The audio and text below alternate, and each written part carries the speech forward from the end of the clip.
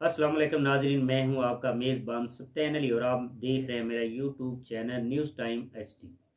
नाजरीन, आज हम अहम गुफ्तगू पर बात करेंगे जो कि साइफर और तोशा खाना दो अहम केसेस थे जो कि इस्लामाबाद में ज़ेर समात थे। उस हवाले से जो तफ्तीश जो वो जारी थी। इस केस में जो बानी PTI चेयरमैन और वाइस चेयरमैन शाह महमूद कुरैशी को कल जो सैफर केस था उस वाले से उनको जो सज़ा सुनाई गई, जबकि दूसरा केस जो तोशा खाना में जो बानी PTI है इमरान खान, उसकी मिसिस को जो है 14 साल की बामुशक्कत सज़ा सुनाई गई। अब इसके ऊपर हम एक अहम गुफ्तगू करेंगे। जैसा कि आपने देखा कि इस हवाले से काफ़ी जो सीनियर कानूनदान थे उनकी आपने मीडिया टॉक भी देखी, उन्होंने अपने तज़किये भी दिए। अब सीनियर कानूनदान जो इस वाले से ये कहते हैं कि क्या बानी PTI की सज़ाएं जो हैं ये इस्लामाबाद हाई कोर्ट से जो मुअत्तल हो जाएंगी। उसकी बुनियादी वजह यह है कि सज़ाएं देते वक्त जो मुल्ज़म को दफा का हक नहीं दिया गया। प्रोसिक्यूशन के वकला को भी मुल्ज़म का जो वकील है वो मुकर्रर किया गया। इस हवाले से मुल्ज़म का जो 342 का बयान है वो बयान जो है बगैर लिए जो है सज़ा सुनाई गई है। साइफर केस में भी मुल्ज़म के गवाहन को नहीं बुलवाया गया। इस हवाले से भी ये सीनियर कानूनदान जो उन्होंने ये नुक्ता उठाया है। बानी PTI के 342 के बयान, इनके जो बयान है उन पर जो है उनके दस्तखत भी मौजूद नहीं है। ये भी सवाल जो है अपनी जगह पे स्टैंड कर रहा है। अब इस हवाले से जो एतजाज एहसन साहब है वो सीनियर कानूनदान भी हैं, उसके साथ जो अजहर सदीक साहब है वो सीनियर कानून, उनसे जब हमारी गुफ्तगू बात हुई तो उनका ये कहना था कि ये बल्कि जो इन्होंने रिलीफ दिया है क्योंकि ये इखला था जो कि 345 का बयान लिए बगैर जो है सैफर केस में जो है उनको सजा सुनाई गई है। अब ये सजा के जो असरात हैं इस हवाले से जब वो इस्लामाबाद हाई कोर्ट जाएंगे तो वो उनका ये कहना है कि वहां से ये सजा जो है मुअत्तल हो जाएगी।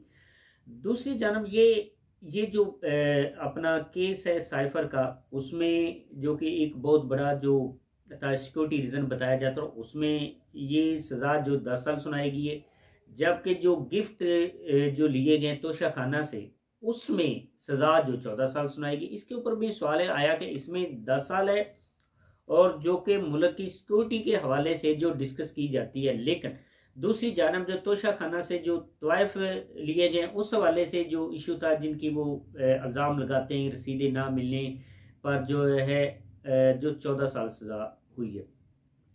अब इस वाले से इस्लामाबाद हाई कोर्ट में ज़ाहिर है कि वो अपील में जाएंगे। जब वो अपील में जाएंगे तो ज़ाहिर है कि उसके मुताबिक अगर 342 का बयान नहीं लिया गया और जो उसके ऊपर बयान है उसके ऊपर जो उनकी दस्तखत हैं वो मौजूद नहीं है, तो हो सकता है उनको वहाँ से रिलीफ मिल जाएगी।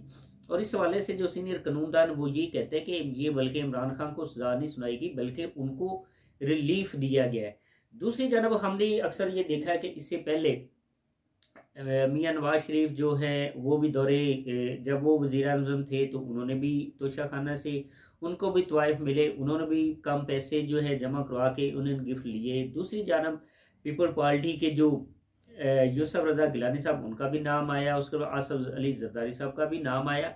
लेकिन ये तो जिनकी भी गवर्नमेंट है, जो भी वज़ीर आज़म रहे हैं और जब वो दूसरे ममालिक के दौरे करते हैं तो उनको बिल्कुल वहाँ से गिफ्ट मिलते हैं इस हवाले से। लेकिन बीच में जो ऐसे नुक्ते हैं उनसे तो यही लगता है कि शायद इसी में जब वो बड़ी अदालत में जाएंगे तो वहाँ वो अपील दायर करेंगे तो वहाँ से उनकी सुनवाई होगी, क्योंकि शाह महमूद कुरैशी और इमरान खान की इस सजा के ऊपर जो है मुल्क का जो कानूनदान ये कहते हैं कि इस वक्त हमारे मुल्क का जो है मजाक उड़ाया जाए, जग जो हंसाई हो रही है, इस वाले से जो हमें सोचना चाहिए। दूसरी तरफ हम ये भी देखते हैं कि आज एक जो है अदालत ने एक बड़ा फैसला किया है जो कि PTI के हक में किया। उसका ये कि बानी PTI ने एक लाहौर हाई कोर्ट में जो रिट दायर की गई थी कि उनको कि जो अपना टीवीज़ के ऊपर उनकी कंपेन जो है वो चलाने की इजाज़त नहीं दी जा रही, जिसके ऊपर लाहौर हाई कोर्ट के जस्टिस शम्स महमूद जो है मिर्ज़ा, उन्होंने इस हवाले से पीटीआई के हक में उन्होंने जो फैसला दिया है, और उन्होंने बाकायदा जो है पैमरा को उन्होंने हुक्म जारी किया कि तमाम पार्टीज़ को इलेक्शन पर जो है पूरा हक जो मिलना चाहिए उनको कंपेन करने की, यही आर्टिकल 17 जो है इलेक्शन एक्ट है वो उनको इजाज़त देता है। दूसरी तरफ ये है कि अब एक तरफ इलेक्शन जो है वो 8 फरवरी को होने जा रहा है, और उसमें आपने देखा तकरीबन आज 30 तारीख होगी और चंद रोज़ बाकी, चंद रोज़ जो कि बाकी, उसके बाद जो है इलेक्शन होगा 8 फरवरी को, और 9 फरवरी को फैसला होता है कौन सी गवर्नमेंट आती है। नून लीग भी है, उसमें पीपल पार्टी भी इस वक्त, जो दोनों पार्टी जो है वो दावे कर रही हैं। बिलावल भुट्टो लाहौर में उन्होंने डेरे डाल रखे हैं, और वो लाहौर में इस वक्त NA 127 से इलेक्शन लड़ने जा रहे हैं। लेकिन नाज़रीन, आपसे ये एक गुफ्तगू बड़ी अहम है, क्योंकि अभी कुछ रोज़ कबल जो है राणा सनाउल्लाह साहब ने एक जगह पे बयान दिया है। उनका ये कहना था कि 8 फरवरी को जब इलेक्शन होंगे तो 9 फरवरी को हम लोग सारे फिर इकट्ठे हो जाएंगे। अब ये समझ नहीं आती कि ये उन्होंने बयान किस एंगल से दिया, लेकिन माजी में अगर देखा जाए तो माजी में ये जो उन्होंने क्या कहा है ये बिल्कुल साबित भी हो सकता है, क्योंकि यही वो लोग हैं जो कि 16 महीने इन्होंने इकट्ठी गवर्नमेंट की है, और ये PDM की एक जमात थी उस वक्त, जो कि शहबाज शरीफ साहब जो वज़ीर आज़म थे, और उस वक्त बिलावल भुट्टो साहब जो शहबाज शरीफ साहब की तारीफ़ें करते हुए नहीं थकते थे। आज वो ही बिलावल भुट्टो साहब हैं जो इस वक्त मियां नवाज शरीफ और मुस्लिम लीग नून के खिलाफ जो इस वक्त तनकीद कर रहे हैं, और वो अब ये समझते हैं कि अवाम, क्या वो इस वक्त अवाम को दोबारा धोखा देंगे? क्या अवाम अब इन सियासतदानों के धोखे में आएगी? जैसा कि अभी हमें कुछ ऐसी भी इंफॉर्मेशन मिली है कि लाहौर के एक हलके में जो है कैंडिडेट्स वो वोट मांगने के लिए जाते हैं, लेकिन उन्होंने वहाँ एहतजाज किया कि भाई हमारे घर तो गैस नहीं आती, तो आप इतने अरसे से यहाँ वोट लेने के लिए आते हैं, तो आप वोट लेने के बाद तो आप इन हल्का अहबाब को भूल जाते हैं, और आज हम आपको वोट किस बेस दे दें? पहले तो आप हमारा ये मामला हल करवाएं।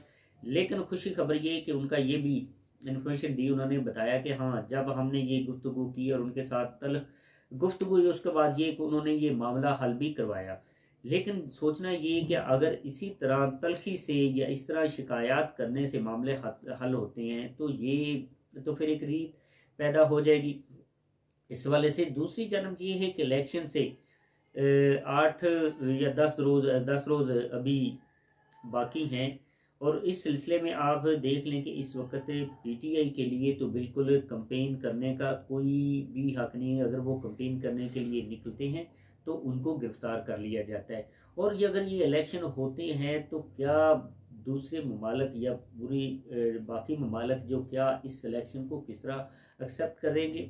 और इलेक्शन के साथ साथ ये भी है, अगर इलेक्शन साफ और शफाफ नहीं होते तो हमारे मुल्क की मैशत है उसके ऊपर जो है काफ़ी असरात जो जाएंगे। जैसा कि अभी हम पिछले 16 माह में जो हमने महंगाई देखी, बेरोज़गारी देखी, और उस हवाले से आज भी गरीब आवाम जो है महंगाई की चक्की में पिस रहे हैं। गरीब आवाम को सिर्फ 2 वक्त की रोटी चाहिए, उसे इलेक्शन या PTI आती है या नून लीग आती है या पीपल पार्टी, कोई भी जमात आती, उससे कोई सरोकार नहीं है।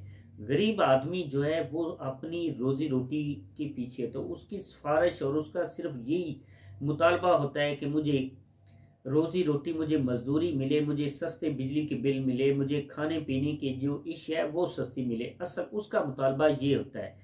तो ये जो सियासतदान है, जब ये इन्होंने वोट लेने होते तो सबज बाग दिखाते हैं, इलेक्शन जीतने के बाद ये उन इलाकों को भूल जाते हैं। लेकिन मैं इससे ये भी जिक्र जो करना ज़रूरी समझूंगा कि हमारी जो आवाम है वो भोली भाली, उसको भी उन लोगों का ख्याल रखना चाहिए, उन चेहरों को याद रखना चाहिए जो इलेक्शन पे वोट लेने के लिए आते हैं, और वोट जब लेते हैं और जीतने के बाद वो गरीब आवाम जो अपने हलके की आवाम को भूल जाते, उसको ख़ास तौर पे उन चेहरों को याद रखना चाहिए। मुझे और मेरी टीम को इजाज़त दीजिए, तब तक अल्लाह हाफिज़।